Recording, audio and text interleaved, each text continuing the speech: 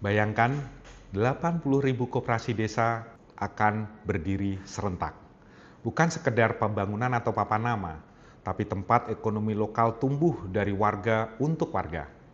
Kalau berhasil, ini bisa jadi kebangkitan ekonomi berbasis komunitas paling besar dalam sejarah Indonesia.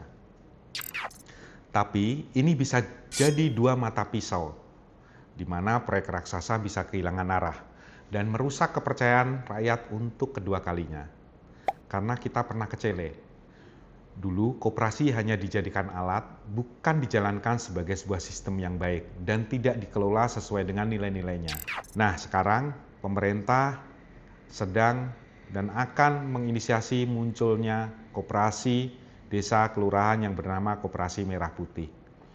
Banyak yang bersuara soal ini. Sebenarnya sah-sah saja karena rata-rata datang dari kekhawatiran luka lama. Tapi ada baiknya kita melihat dari sisi yang lebih luas dan lebih dalam lagi. Koperasi itu bukan cuma warisan, tapi ide yang sebenarnya masih relevan. Buat teman-teman gen milenial atau gen Z, saya paham. Koperasi mungkin kedengarannya kayak ide lawas buat kalian. Tapi sebenarnya nilai-nilainya justru sangat cocok dengan zaman sekarang. Kepemilikan bersama, keputusan yang demokratis, dan keuntungan yang dibagi secara adil. Mirip banget sama semangat open source atau community driven project yang sekarang banyak kalian bangun di dunia digital atau startup. Masalahnya nih, banyak koperasi hari ini nggak mencerminkan nilai itu. Masih banyak yang jalan kayak birokrasi kecil. Tertutup, lambat, dan cuman ngurusin barang sembako. Atau kalau tidak adalah koperasi yang sifatnya hanya koperasi simpan pinjam. Padahal koperasi bisa jauh lebih besar dari itu. Dulu kita pernah gagal. Jadi sekarang kalau mau serius bangun koperasi, jangan kita ulangi kesalahan yang sama.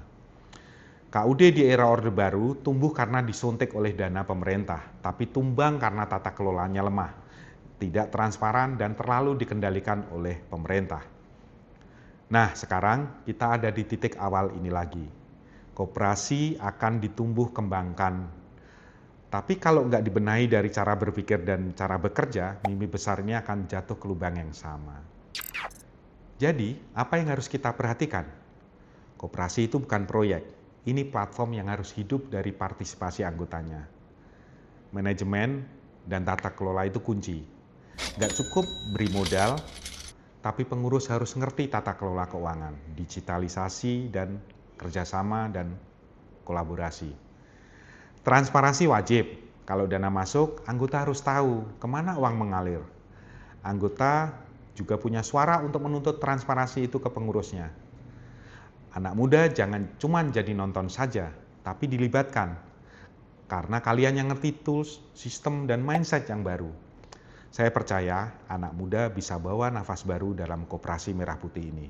Kalian generasi yang tumbuh dengan akses, teknologi, dan keberanian bertanya, kenapa harus begini, kenapa harus begitu. Dan koperasi butuh itu. Butuh energi baru, bukan cuma buat jadi anggota, tapi buat ngebangun sistemnya. Bantu bikin aplikasi laporan keuangan koperasi secara handal, dampingi pelatihan pengurus desa, bangun model kolaborasi antara koperasi, BUMDes, dan pelaku usaha kecil di desa atau kelurahan. Jadi pihak yang kritis buat menjaga tata kelola yang baik. Semua ini sebenarnya sudah ada kisah suksesnya. Di beberapa desa, koperasi mulai menggunakan QRIS sebagai transaksi digital, laporan digital, bahkan pembagian hasil lewat aplikasi. Dan itu dimulai bukan dari dana besar, tapi dari kepercayaan dan kolaborasi. Sekarang yang perlu kita lakukan adalah copy paste jalan sukses mereka itu dan memperluas penerapannya. Sebagai bagian dari generasi yang pernah lihat koperasi jatuh dan bangkit, saya cuma mau bilang, koperasi bisa jadi kuburan ide lama atau bisa jadi wadah baru yang lebih relevan. Tergantung kita mau bawa ke arah mana. Buat kalian, generasi yang melek digital dan peduli dampak sosial, kalau kalian gak ikut jaga ini dari awal, jangan heran kalau nanti kita bisa kecewa bareng.